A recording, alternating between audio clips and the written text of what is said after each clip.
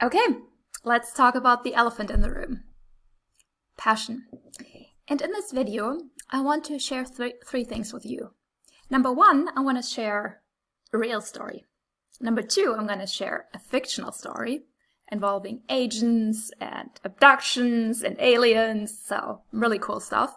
And number three, I want to share a main principle for you when it comes to going through this whole process.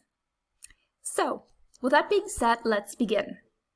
Now, a lot of people have a really hard time figuring out what their passion or passions are. Let's take, for instance, my client Mike. Now, Mike didn't really like his job and wanted to do something else, which perhaps you can relate to. The problem was that he had all these different interests and passions and couldn't really decide which one to pursue. And the more he asked himself the question, what should I do? The harder it got to find answers. That's the real story. I've changed a few of the details around to protect his privacy, but fundamentally it's a true story. Now let me move on to the fictional story. There's a TV show that I've been watching and it's called Agents of S.H.I.E.L.D. And in one of the seasons, so this is like a whole team of agents, like super secret, totally awesome stuff that they kind of like do in the shadows.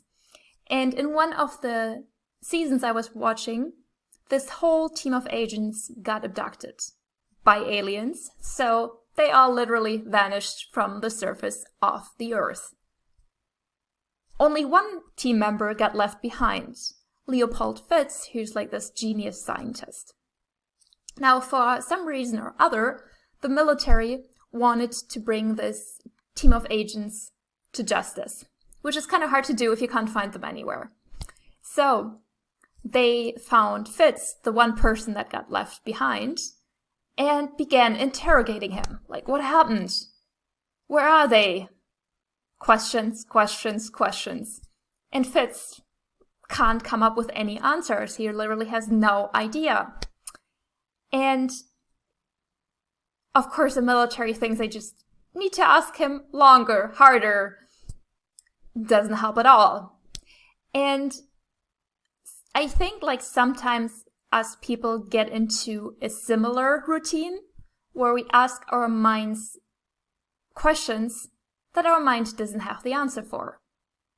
And we can ask as often as we want, but we're really just wasting our time and our mind's time.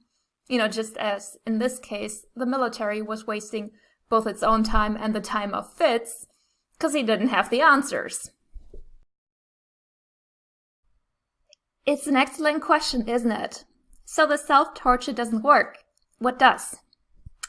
Well, typically people ask themselves all these questions because they think, once I have the answer, I can take action. But actually, it's the other way around. The path to anything gets clearer once we're on it. You see, your mind can actually be a great resource for helping you find answers to questions. What's important, though, is that you actually give it food for thought. And if we just sit at home thinking stuff, but not doing anything out in the world, we don't actually get food for thought. So, in closing, that's really what I want to bring home. Continuing to ask your mind questions that it doesn't have the answer to. Because if it did, you already would know the answer, right?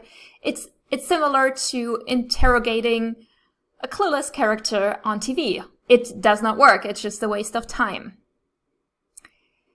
However, by deliberately exploring your passions out in the world, you get a lot of feedback that you can then use to get clarity. And you do that one passion at a time. And what's so interesting about that is that once you start to explore stuff out in the world, the results can be really surprising. So, for instance, in the example of Mike, the client that I was talking about, when we're talking about the stuff he was interested in, he mentioned, passion A, passion B, passion C. You know what he eventually settled on? It was passion D, a passion he hadn't even considered. And a passion that only came up because he started to explore stuff in the real world. So, this is what we're going to do going forward. Did you enjoy this video? If so, let's stay in contact. Please subscribe to my YouTube channel.